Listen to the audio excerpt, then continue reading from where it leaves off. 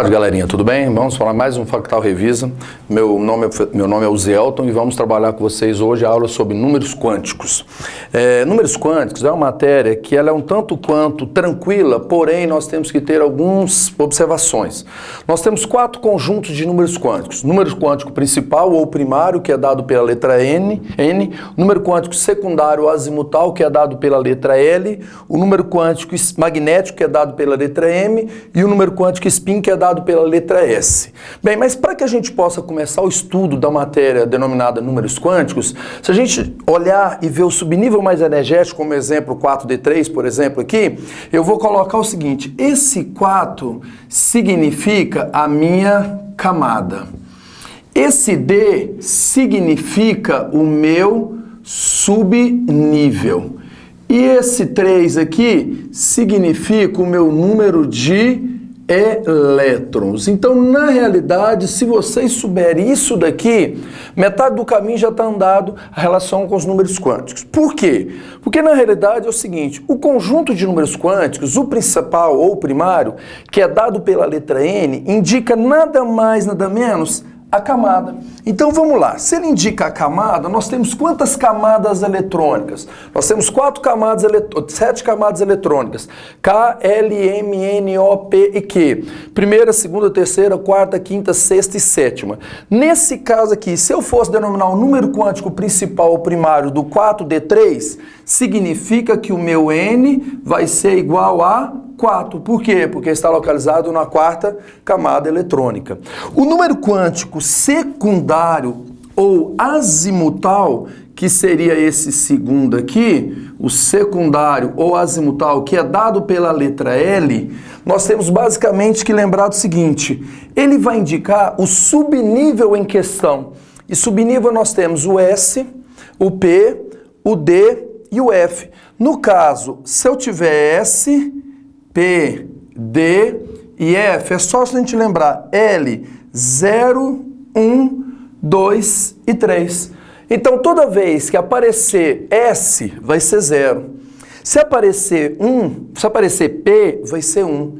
Se aparecer D, vai ser 2. E se aparecer F, vai ser 3.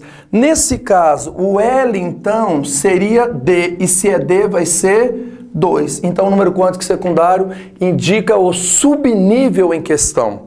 Já o terceiro número quântico, que seria o número quântico magnético, ele indica basicamente o quê?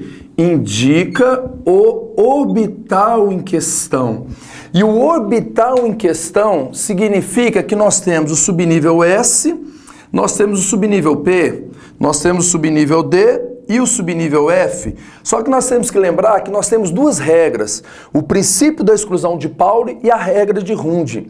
O princípio da exclusão de Pauli fala o seguinte: cada orbital cabe no máximo 2 elétrons de spins contrários. Ou seja, se eu tiver o subnível S que cabe no máximo 2 elétrons, significa que eu vou ter um orbital apenas. O subnível P, que cabe no máximo 6 elétrons, ele vai ter exatamente 3 orbitais, tá aqui. O subnível D, que cabe no máximo 10 elétrons, significa que eu vou ter que ter quantos orbitais? 5 orbitais. E o subnível F, que cabe no máximo 14 elétrons, significa que eu vou ter que ter quantos orbitais? Eu vou ter que ter exatamente 7 orbitais. 3, 4, 5, 6, 7 orbitais. Com isso, eu consigo fazer o seguinte: o número quântico magnético, ele vai variar de menos L a mais L. Então, se eu acabei de falar para vocês que toda vez que for S é 0, então esse aqui vai valer 0. Toda vez que for P, ele vai de menos L a mais L, ou seja, de menos 1 a mais 1. Então, do meio é 0. Se é do subnível D, significa que é 2. Se é 2, ele vai de menos 2 a mais 2. Menos 1, 0 e mais 1. Se é do F, significa que é 3. Então, quer dizer que vai de menos 3, menos 2, menos 1. 0, mais 1, mais 2 e mais 3. Só que aí eu tenho que lembrar do seguinte, se eu estou falando que o subnível é o D, significa que o magnético representa o meu orbital. Se é D, eu sempre vou ter 5 quadradinhos. Então eu vou colocar aqui os 5 quadradinhos aqui, ó. Então nesse caso aqui, 1, 2, 3, 4, 5. Ele vai de menos 2 a mais 2. Menos 1, 0 e mais 1. Seguindo o princípio da exclusão de Pauli, eu já fiz isso daqui. Agora, de acordo com a regra de Hund, ele diz o seguinte, cada elétron, o elétron tem a preferência por orbital vazio e com o mesmo spin do elétron do orbital anterior. Ou seja, se eu comecei com setinha para cima, todos os outros primeiros têm que ser com setinha para cima, consequentemente a volta com setinha para baixo. Só que eu quero 3. Se eu quero 3, eu venho aqui, ó. 1, obedecendo Pauli e Hund. O segundo elétron tem que entrar no orbital vazio com o mesmo spin do anterior, 2, e o terceiro elétron, 3. Bem, nesse caso são 3 elétrons. O número quântico magnético, ele indica o orbital em questão. Nesse exemplo que a gente está fazendo, terminou em qual orbital? 0. Então, o magnético é o 0. Aonde parar a setinha é aonde que vai ser o número quântico magnético. E o último número quântico que a gente vai falar aqui agora será o número quântico spin. E o número quântico spin indica nada mais, nada menos o elétron em questão. E quando a gente fala o elétron em questão, é a rotatividade do elétron.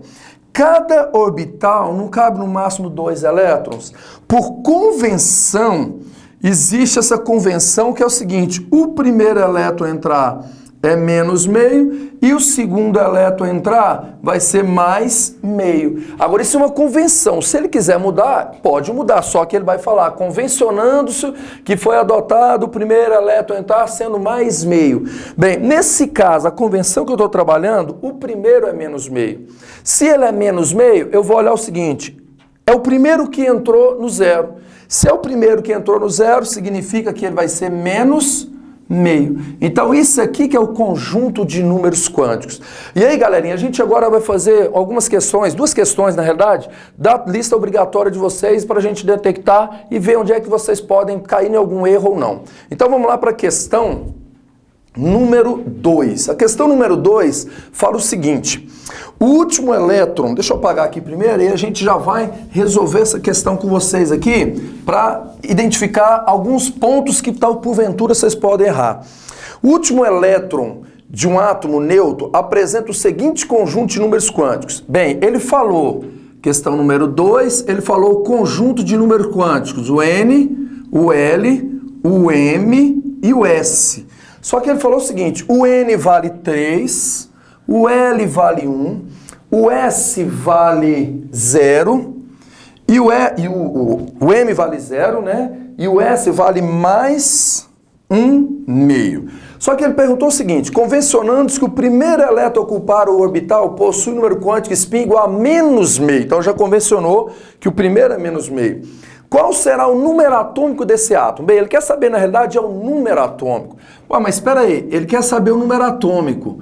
Mas ele me falou que aqui é 3, então a camada é a terceira. Se é 1, significa, lembra, L, 0, 1, 2 e 3, S, P, D e F. Se é 1, significa que é o quê? Que é P, então eu já sei que é P. Se é P, significa que eu tenho quantos orbitais? 3 orbitais. Estão lá os 3 orbitais. Mas ele mandou parar no 0. Opa, se é parar no 0, significa que eu tenho que parar nesse do meio. Mais meio, por convenção, o primeiro elétron a entrar é menos meio. Só que a gente é obrigado a seguir o princípio da exclusão de Pauli e a regra de Hund.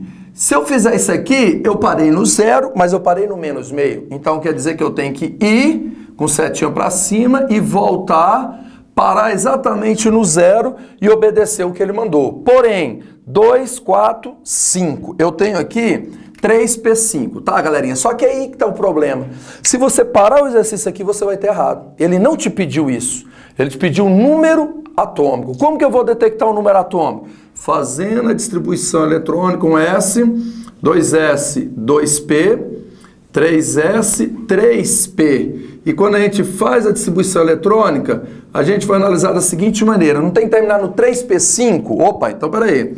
2, 4, 10, 12. Bem, 12 mais 5 dá quanto? 17. Então, nesse caso aqui, o número atômico desse aqui vai ser 17. Essa é a resposta da questão número 2. Valeu, galera? Vamos fazer agora a quarta questão e aí a gente finaliza esse pedacinho. Bem, a quarta questão, ele está falando o seguinte. Na quarta questão, ele está te perguntando o N, o número quântico principal, o número quântico azimutal, que é o secundário, o número quântico magnético spin para a configuração 4P2. Opa, então aqui é mais ou menos o estilo que nós acabamos de fazer, só que o inverso. 4P2 significa que o N vai ser 4, significa que se é P, lembrando de novo que é sempre 1, se é P, significa que eu vou ter 3 orbitais, menos 1, 0 e mais 1, e 2 elétrons, 1, 2. Eu parei no 0 e o número quântico spin vai ser menos meio. Então essa questão aqui, esse é o gabarito da questão número 4 aí. Galera, espero ter ajudado vocês nessa aula sobre números quânticos aí. Valeu!